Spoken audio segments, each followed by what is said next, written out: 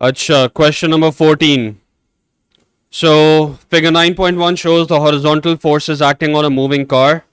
Compare the sizes and the directions of the two forces when the car is moving along a straight road on at constant speed. The constant speed पे A और B क्या होने चाहिए? It should be equal, yes.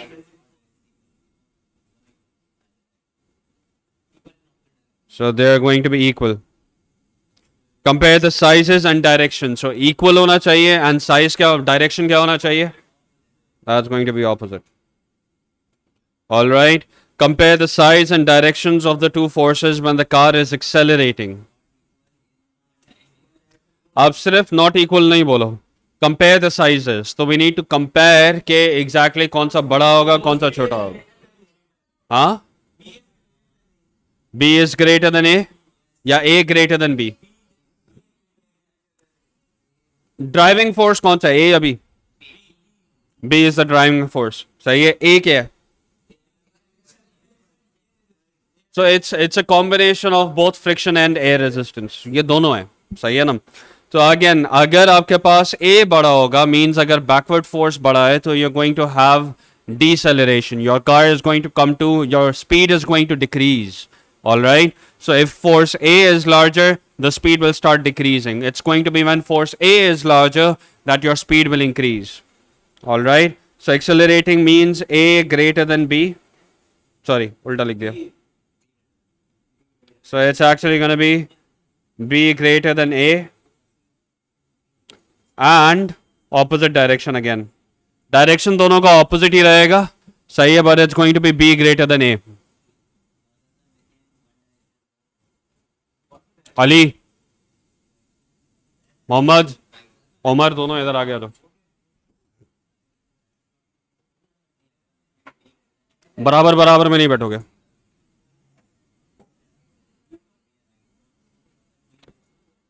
Now जी क्या बोल रहे थे?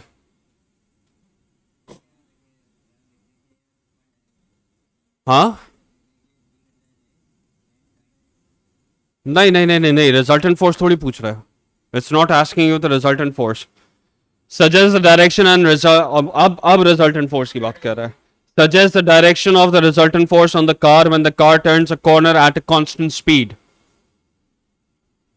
So what is the force applied when your car moves around a corner? Corner का मतलब moves around a turn, a bend.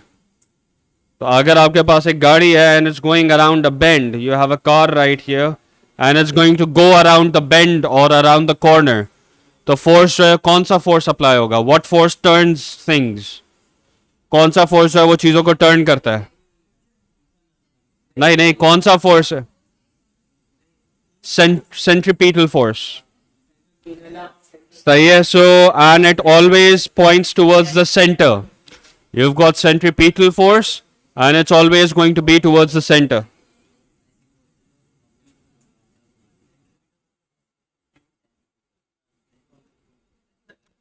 So you've got centripetal force and it's always going to be towards the center. Centrifugal force भी होता है but वो centrifugal force आपके course में नहीं है, so don't need to worry about that. हाँ? Centripetal force. हाँ? I don't know. Yeah, I है. CENTRIPETAL.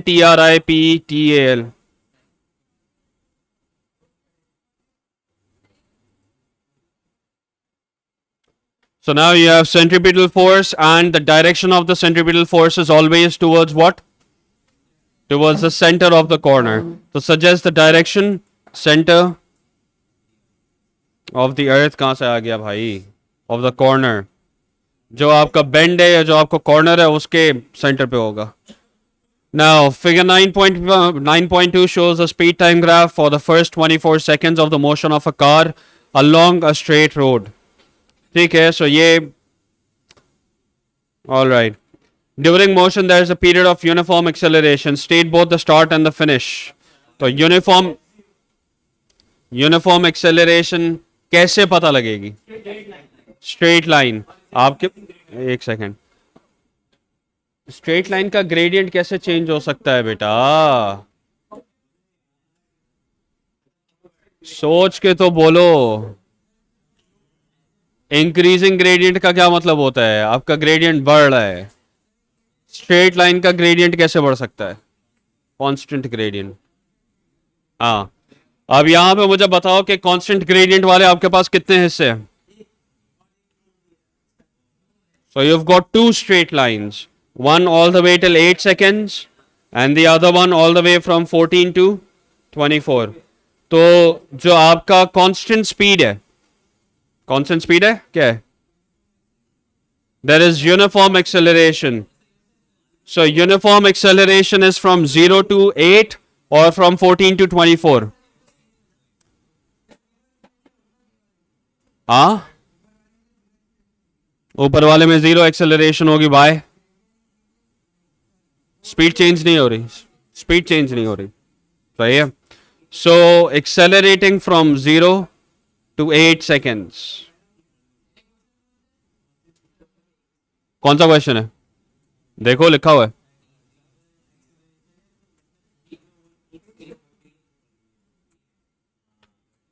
During the motion, there is a period state, both start and finish of this time period state. The main energy changes that occur in the 24 seconds.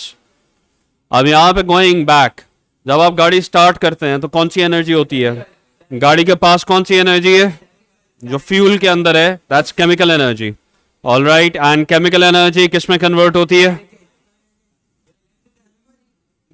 Thermal में। Thermal या heat energy में पहले produce होगी, because that fuel is first going to burn. पहले वो fuel जलेगा, उसके बाद फिर गाड़ी की स्पीड बढ़ती है। So it's going to be chemical to heat या थर्मल एनर्जी, एंड फिर हीट से वो किस में होगा? वो एक्सपैंड करेगा।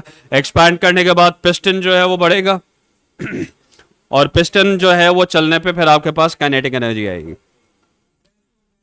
सो it's going to be chemical to heat to kinetic. अच्छा, मजे की बात यह है कि it's going to be chemical to heat to kinetic and then back to heat as well, क्योंकि फ्रिक्शन एंड एयर रेजिस्टेंस की वजह से you are going to lose. So 3 mark का है, यस यू आर राइट। अगर 3 mark का है तो आप इसको काइनेटिक पे रोक सकते हैं, but just for the sake of it what you should do is, मेरे ख्याल में आपको ये करना चाहिए कि you right chemical first, then you go with heat, then you go with kinetic. All right, and kinetic energy के बाद you go again heat and then you write कि ये heat में convert क्यों हो रहा है? Because of friction and air resistance. That's what I think you should do. Marking scheme घर पे जाके जो है वो पेज वाइज देख लेना। मतलब जैसे ये क्वेश्चन नंबर 14 है ना, 14 का घर पे जाके मार्किंग स्कीम उठा के देख लो।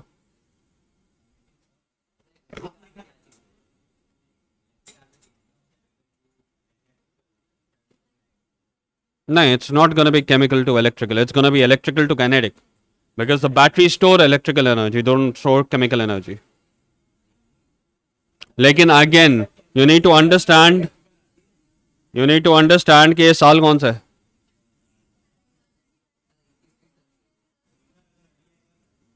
कौन सी?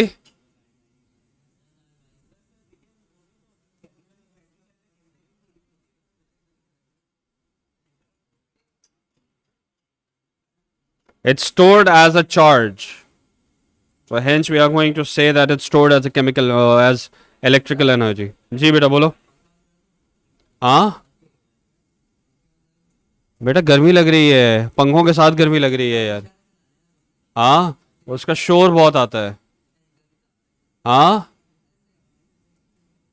बस, सर्दी लग रही है तो स्वेटर्स पहन के आया करो ना यार। Calculate the acceleration of the car during the first 5 seconds. State clearly the equation that you use.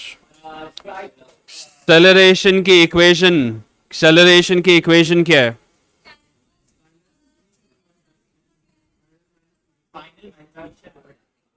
Change in velocity upon time, v minus u upon t, दोनों में से कोई भी यूज कर सकते हैं। ग्राफ को देख के मुझे बताओ कि व्हाट्स v। v जो है वो कितना है?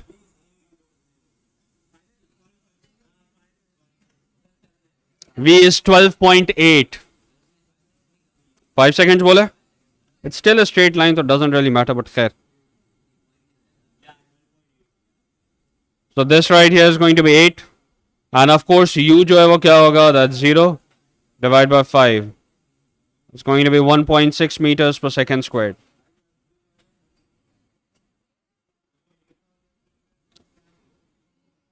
अच्छा, now यहाँ पे करना क्या है? State, calculate the acceleration of the car during the first 8 seconds. State clearly the equation that you use. So first you are going to mark the points that जो आप use कर रहे हो. सही है? तो it's going to be 0 and 0. And it's going to be 5 and 8. सबसे पहले तो आपने ये दो points लिख दिए. Then you go with the formula v minus u upon t.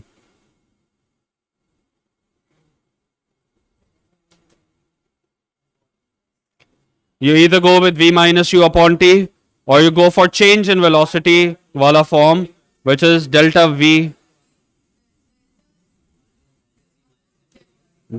upon t.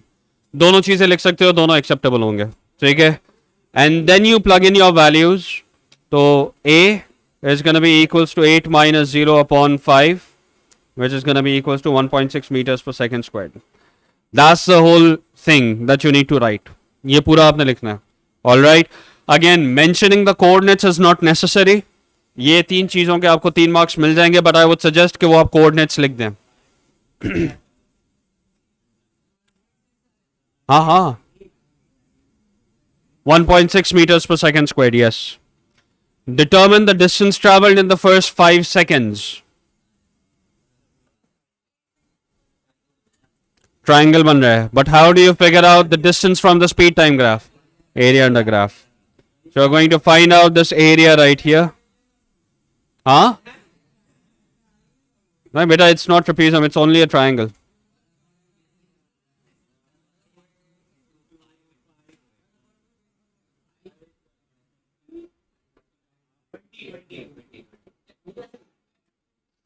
सही है. So you've got a triangle. Triangle की जो हाइट है वो कितनी है? जो आपके वाई एक्सिस के वैल्यू के साथ कॉरेस्पॉन्ड कर रही है 8. ट्राइंगल की बेस कितनी है? जो आपके एक्स एक्सिस की वैल्यू के साथ कॉरेस्पॉन्ड कर रही है, that's going to be 5. So half into 5 into 8, the area is going to be 20. तो आपका डिस्टेंस जो है वो भी 20 मीटर्स होना चाहिए. मुफ्त के मार्क्स दिए मैं इतने ज्यादा. D, the car is stopped by applying the brakes. Various factors can affect the distance traveled by the car during the time that the brakes are applied. Apart from the force applied by the brake, state these two factors. तो अभी जो आज जो मैं video upload करूंगा breaking distance की, वो एक बार जाके देख लेना. उसके अंदर सारे फैक्टर्स जो है वो लिस्टेड हैं. Quality of tyres. सही है. सबसे पहली चीज आपके पास क्वालिटी ऑफ टायर्स है. नहीं. So you are going to, इसको कहने का तरीका होगा a layer on the surface of the road. सही है. नहीं फ्रिक्शनलेस सर्फेस में. फ्रिक्शनलेस क्या होता है? सो अगेन, तो दो हैं, तो इससे भी ज्यादा factors. Let's say for example you can you can have the number of people in the car.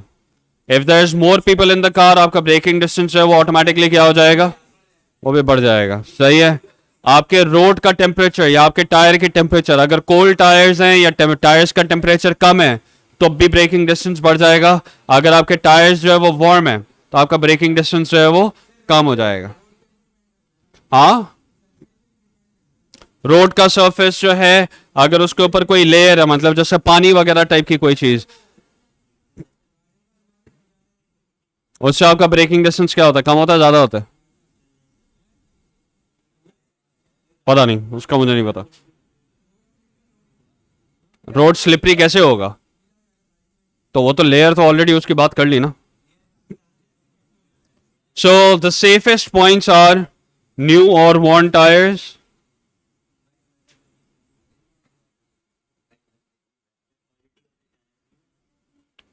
सही है. So you've got either new or you've got worn tires.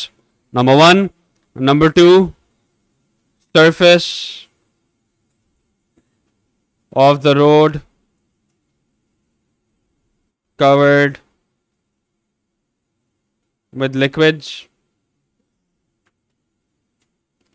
And number 3, you can say कि आपका क्या बोला था मैंने?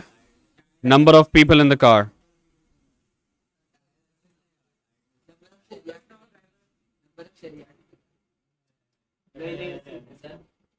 सही है. सो आप 3 में से कोई भी 2 आप लिख सकते हैं. जी बोल. कहाँ पे? नहीं नहीं. हाँ बोलो. आने दो आमना को. हाँ आमना को आने दो बेटा.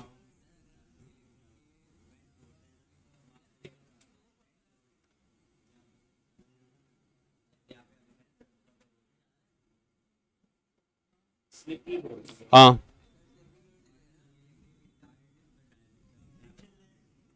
क्या हुआ? क्या लिखेंगे?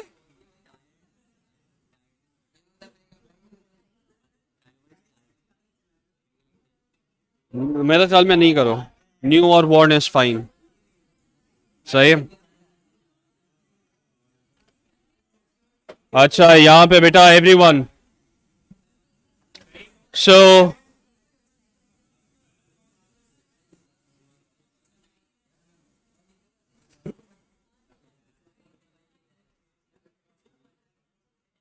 क्या टाइम क्या हो रहा है?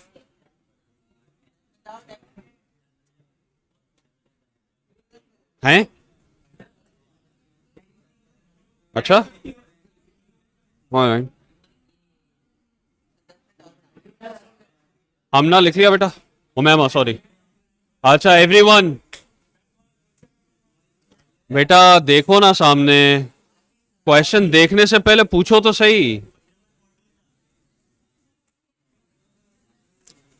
Now, everyone, over here, inshallah. So we've got question number 16. Figure 1.1 is a block diagram of a power station. Power station की स्कीम के ऊपर एक वीडियो जो है मैंने बनाई है. Hopefully by the end of the weekend वो भी जो है वो अपलोड हो जाएगी. But you need to remember a couple of things. You start off with oil या boiler. Boiler जो है वो क्या करता है?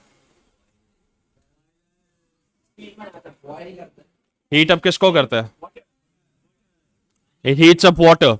Alright. And water heats up and becomes what? सही है. So the 4 boxes represent different parts of a power station. The first box is labeled boiler. Boiler जो है उससे steam निकल के कहाँ पे जाएगी? It's gonna go into a turbine. सही है. Turbine जो है वो क्या करता है? नहीं बेटा. It rotates a generator. Turbine जो है वो किसके साथ कनेक्टेड होता है? जनरेटर के साथ कनेक्टेड होता है. That produces electricity. एंड फिर इलेक्ट्रिसिटी जब प्रोड्यूस होती है तो वो कहां पे जाती है?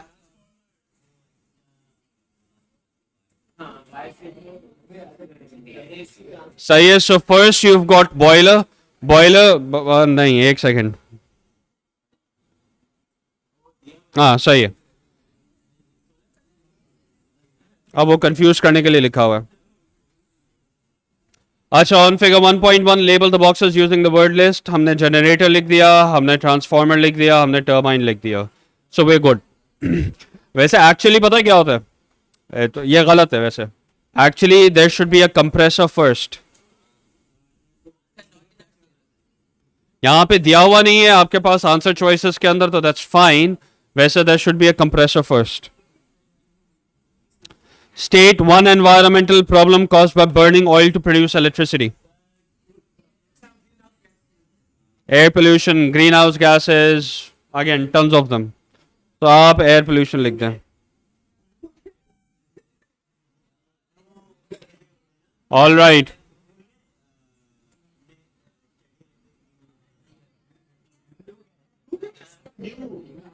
बेटा everyone, बस बेटा बस. C. Oil is a non-renewable energy source. State while oil is described as as non renewable energy source. Non renewable का क्या मतलब है?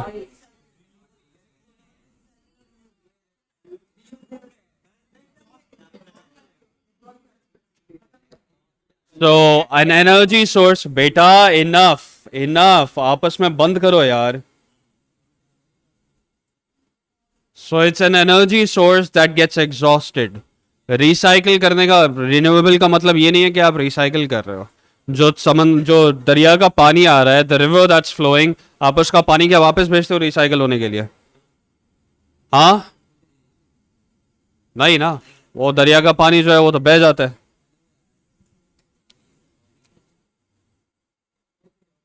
I am not going to ask again for you kids not to speak to each other. Mohammed, I know मर, अब मैं वापस नहीं बोलूंगा.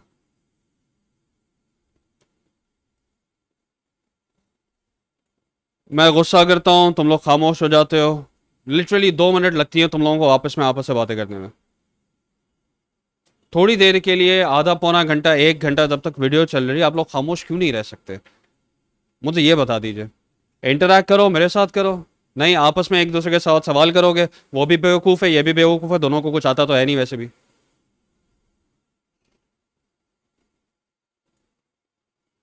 अजीब हो यार.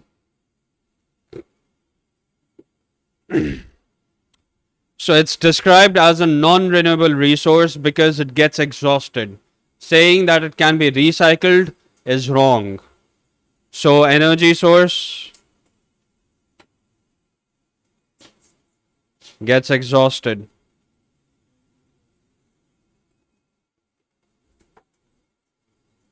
या आप ये लिख सकते हो, cannot be used again.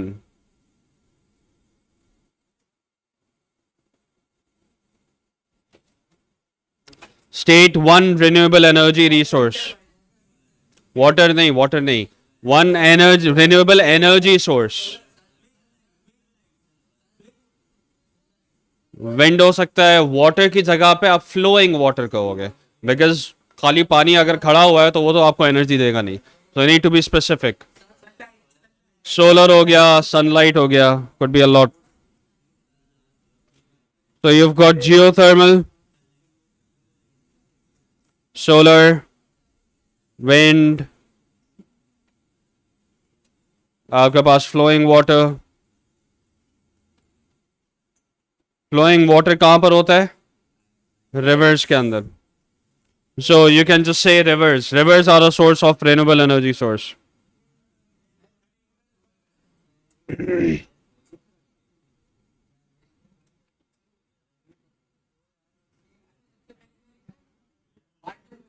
Geothermal part 1 में. Geothermal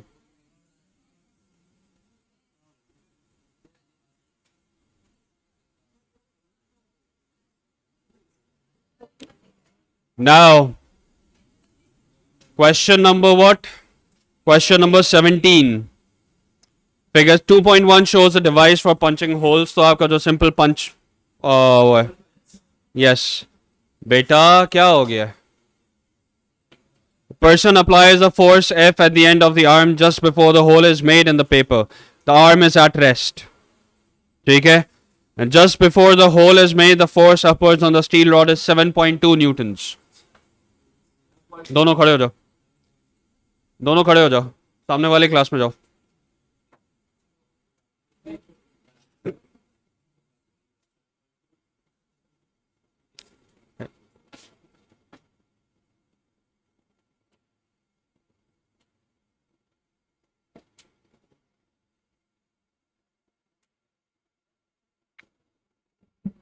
Just before the hole is made, the force upwards on the steel rod is 7.2 newtons. Calculate the value of F. Use the distance marked on figure 2.1. So what do we need to figure out? We need to figure out the force of value F. Now the question says the force upwards on the steel rod. जाहिर सी बात है, papers जो हैं उनकी वजह से एक upward reaction force होगा. So you've got an upward force over here. यहाँ पर एक upward force है. सही है? So the upward force is right there. So calculate the value. Use the distances marked on 2.1. Now ये force जो है वो हम किस तरह से, so What's the principle on which your punch hole works?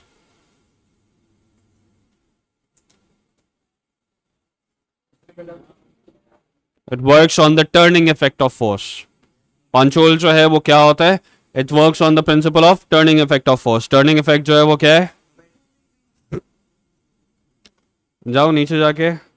आमना, बेटा आपको पानी भरने में आधा एक घंटा लगता है क्या? जाइए उधर ही रहिए. No need to come in class.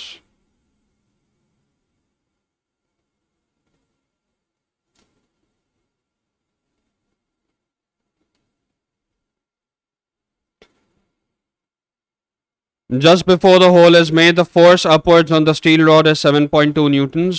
So ये जो upward force है, this right here is how much? This right here is 7.2 newtons. All right. And अब इसका distance कितना है? 1 centimeter, not 9. जो force F है उसका 9 होगा. So essentially what we are going to apply over here is known as the principle of moments. Principle of moments क्या है? कि anti-clockwise moment, MA, M is moments and A is anti-clockwise, is equals to MC, which is moment in which direction? In the clockwise direction. Moments का formula क्या है? That's force into distance. Alright.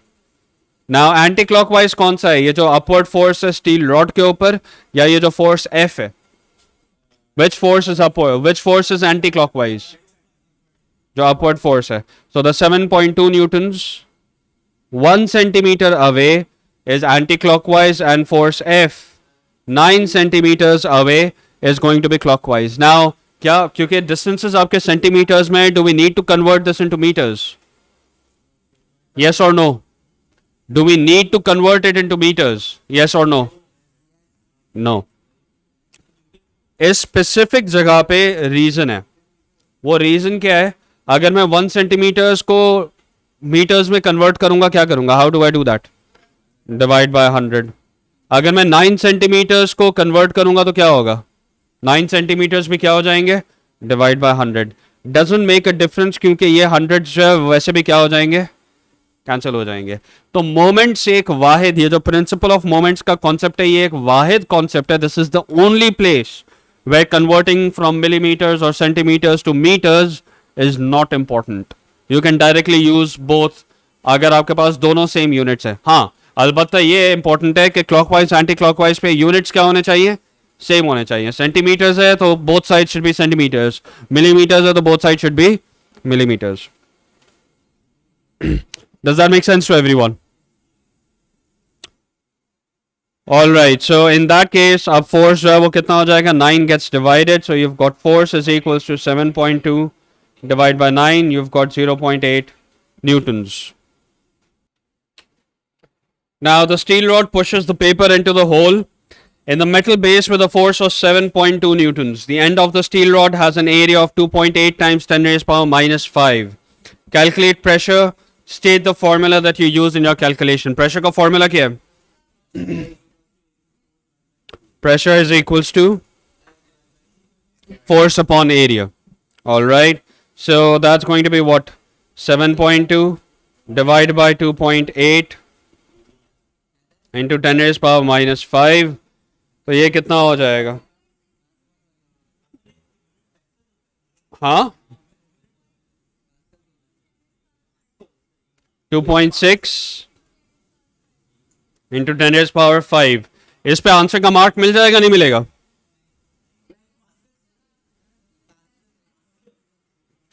Units very important. बेटा everyone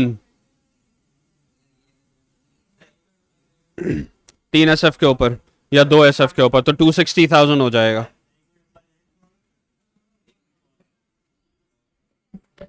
Now part C. The downward force on the paper due to the rod and the force upward on the rod due to the paper are related by Newton's third law. State Newton's third law. Yes. Every action has equal and opposite reaction. तुम लोगों का हाल इस वक्त पता है क्या है? तुम लोगों का हाल इस वक्त ये है कि अगर पेपर्स, अब लेट्स से फॉर एग्जांपल एक हफ्ते बाद आपके पेपर्स हैं, अगर मैं तुम लोगों को मिड टर्म का पेपर अभी दिखा भी देता हूँ एंड और फिर आप लोग मिड टर्म्स देंगे, तब भी तुम लोगों में से कम 5 से 10 जो है वो फेल होंगे। ये है तुम लोगों का हाल इस वक्त। That is where you stand right now according to me. क्या अगर एक हफ्ते पहले मैं आपको पेपर्स प्रोवाइड कर दूं कि यार ये क्वेश्चंस आएंगे और फिर आपको जब पेपर कराया जाएगा तब भी उसमें से कम 5 से 10 बच्चे जो है वो फेल होंगे ही होंगे, गारंटीड, गारंटीड। ट्राई करना है अगले हफ्ते, नहीं बल्कि कल, टुमारो, तो ये कल का दिन है आपके पास। ऑल राइट, ये क्वेश्चंस आपके पास कौन से हैं? 2 से लेके 17 तक हो गए ना। 2 से लेके 10, कहां से लेके कहां तक? 2 से लेके 10 में से कोई 3 सवाल, कोई 2 सवाल आएंगे। ये जो अभी आज हमने किए हैं, क्वेश्चन नंबर 2, क्वेश्चन नंबर 2 कहां गया? दिस इज क्वेश्चन नंबर 2 जिसकी अभी वीडियो मैंने चलाई थी। क्वेश्चन नंबर 2 से लेके question number 10, I will give you 2 questions to do tomorrow. Tomorrow कोई 2 क्वेश्चंस आपने कल करना है, क्लास में मैं करवाऊंगा। जिस तरह से टेस्ट लिया था पिछले हफ्ते, इसी तरह से एक टेस्ट लूंगा मैं। एक्चुअली तुम लोगों को लगता है मैं तुम लोगों को पेपर दूंगा, थ्योरी तो सेम टेस्ट हो जाएगी ना। ऐसा पॉसिबल नहीं है। मुझे तुम लोगों पे भरोसा है कि तुम लोगों में से कुछ फेल जरूर होंगे।